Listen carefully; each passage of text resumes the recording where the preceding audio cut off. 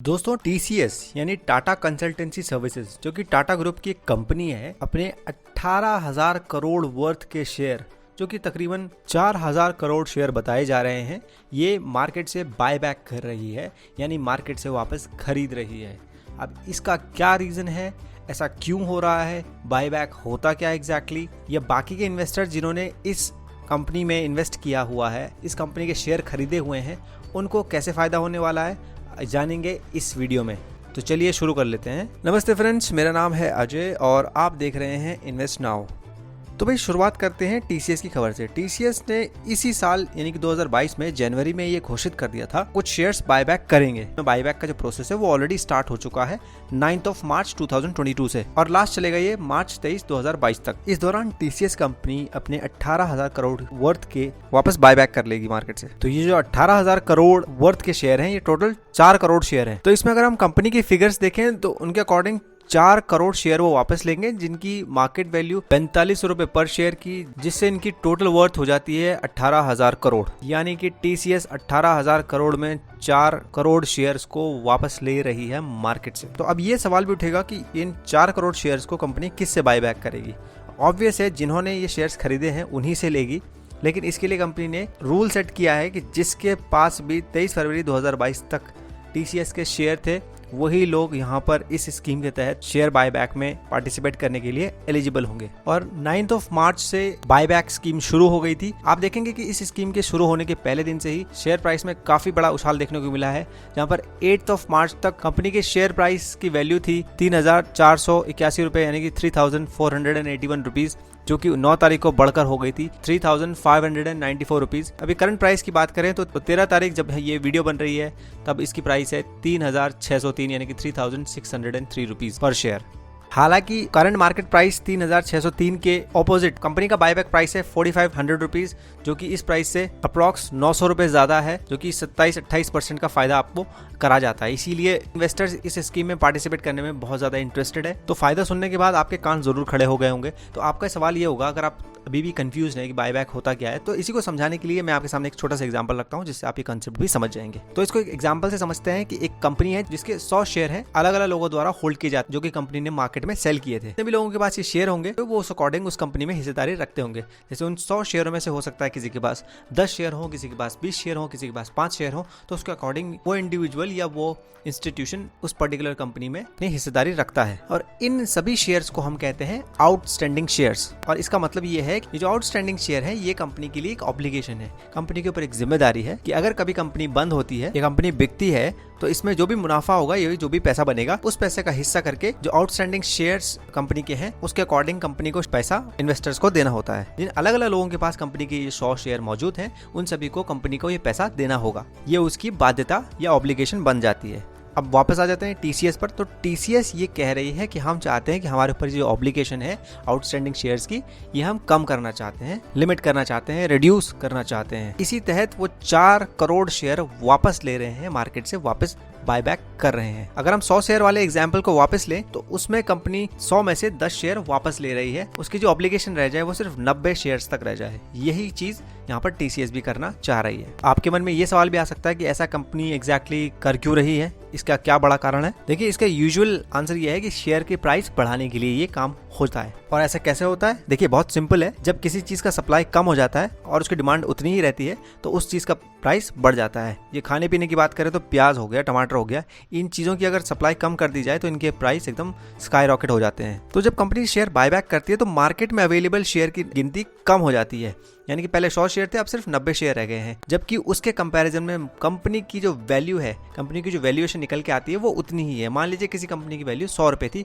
और उसने 1 रुपए के हिसाब से अपने 100 शेयर निकाल के मार्केट में रख दिए।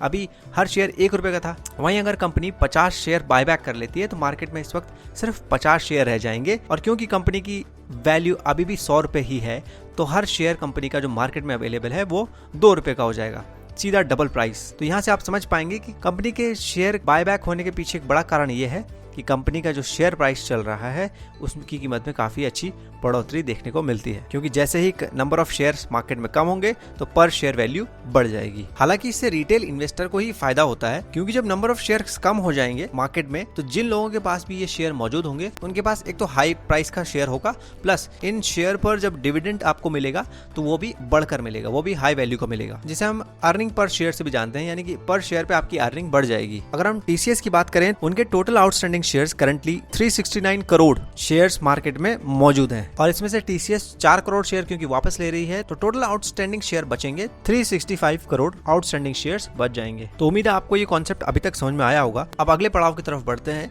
कि इसमें कैसे आप पार्टिसिपेट कर सकते हैं और कौन कौन पार्टिसिपेट कर सकता है। इसमें पार्टिसिपेट करने की सबसे पहली शर्त है कि आपके पास टीसीएस के शेयर 23 फरवरी 2022 तक होने चाहिए। अगर आपने 23 फरवरी 2022 के बाद टीसीएस के शेयर लिए हैं, आपको प्रायोरिटी लिस्ट से हटा दिया जाएगा। कुल आप अप्लाई तो कर पाएंगे, मगर बहुत कम चांस है कि आपका नंबर इसमें आएगा, क्योंकि 23 फरवरी 2022 तक में जितने भी इन्वेस्टर्स के पास टीसीएस शेयर मौजूद है और वो अप्लाई करेंगे तो ऑब्वियस है कि उनको प्रायोरिटी मिलेगी और आपका नंबर आते आते तक शायद कोटा पूरा हो जाए। अब जिनके पास 23 फरवरी तक टीसीएस के शेयर थे वो खुश तो बहुत हो रहे होंगे, लेकिन उन्हें भी एक चीज समझनी होगी कि इनके साथ भी कंपनी ने एक रूल बनाया हुआ है, जिसके तहत कंपनी ने इनको 2 कैटेगरीज में डिवाइड किया हुआ है।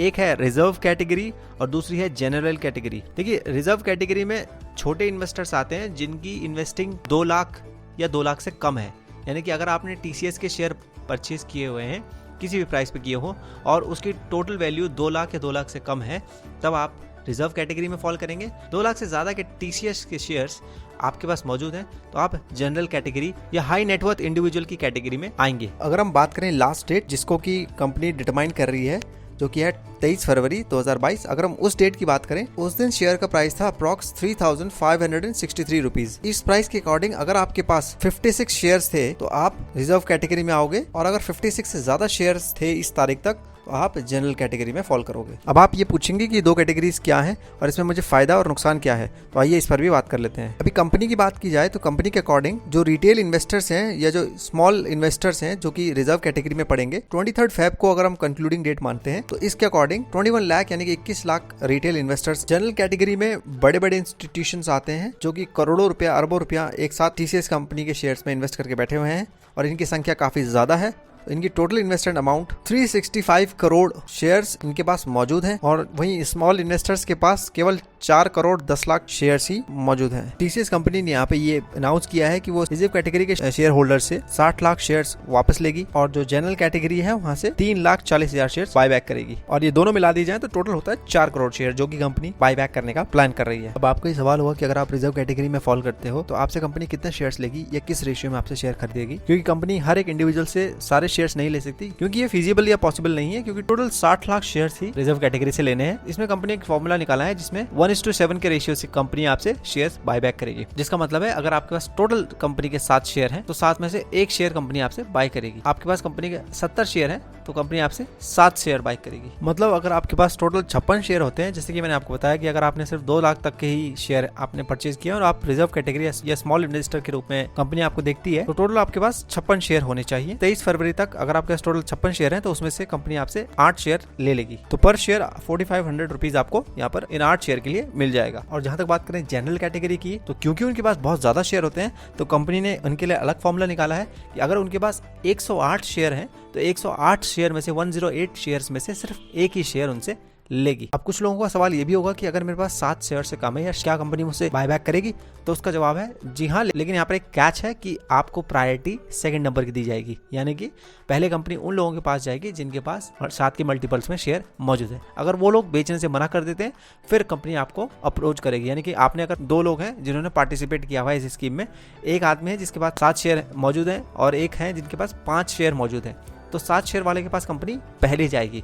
अगर वो मना कर देते हैं तो फिर जिनके पास 5 शेयर है उनसे कंपनी बायबैक कर लेगी। अब आप ये पूछेंगे कि क्या मैं इस स्कीम में कैसे पार्टिसिपेट कर सकता हूँ, तो देखिए ऑब्वियस सी बात है कि टीसीएस की वेबसाइट पर अगर आप जाएंगे तो इसकी इन्फॉर्मेशन आपको वहाँ भी मिल जाएगी। साथ साथ आपको बता दूं कि बीएसई और एनएसए के थ्रू भी इसमें पार्टिसिपेट कर सकते हैं, वो इसके लिए अलग से विंडो खोलते हैं। आप अपने ब्रोकर से भी इस बारे में बात कर सकते हैं, जैसे शेर खान, ज़ेरोधा, अपस्टॉक्स एक्सेट्रा। आपका जो ब्रोकर का पर्टिकुलर विंडो होगा इस चीज में वहाँ पर जाके भी आप अप्लाई कर सकते हो। अब इसके बेनिफिट्स के बारे में बात कर लेते हैं। एज ए रिटेल इन्वेस्टर को क्या फायदे इसमें मिलते हैं। सबसे पहले तो ये टैक्स एग्जेम्प्टेड है, यानी कि इस पर आपको टैक्स नहीं देना पड़ता। अगर आपकी कमाई शेयर बायबैक के थ्रू आई है तो आपको इसमें कोई भी टैक्स नहीं देना पड़ता। सिर्फ सिक्योरिटी ट्रांजेक्शन टैक्स लगेगा, जो कि नॉर्मली 0.1% का होता है, वो आपको वहाँ पे सिर्फ देना पड़ता है और कोई टैक्स नहीं देना होता। तो ये पूरी कहानी थी TCS बायबैक के ऊपर। उम्मीद है आपको ये कॉन्सेप्ट समझ में आया होगा। अगर आपको वीडियो के किसी भी हिस्से से कोई डाउट या क्वेश्चन होता है, कोई भी सवाल आपके मन में है, तो हमें कमेंट बॉक्स में जरूर पूछिएगा। वीडियो अच्छी लगी हो तो वीडियो को लाइक करना ना भूलें और साथ साथ आप चैनल भी सब्सक्राइब कर सकते हैं। मैं आपको मिलूंगा एक नई वीडियो के साथ, तब तक खुश रहिए, ख्याल रखिए, जय हिंद।